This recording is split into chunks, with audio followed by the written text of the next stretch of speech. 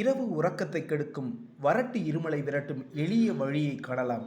2 ஏலக்காய் எடுத்துக்கொள்ளவும். 2 போதுமானது. அவற்றின் மேல்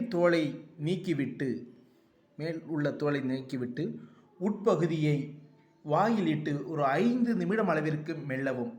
எச்சில் சாறானது கொஞ்சம் கொஞ்சமாக ஏலக்காயுடன் கலந்து உட்கொள்ளும்போது இருமல் இல்லாமல் போய்விடும். ஒரு 5 நிமிடம் அளவிற்கு மென்றால் போதுமானது. ஏலக்காய் 5 நிமிடம் அளவு மென்ற பிறகு ஒரு மிதமான சூட்டில் தண்ணீரை பருகவும். மிதமான சூடு போதுமானது. தண்ணீரை பருகவும்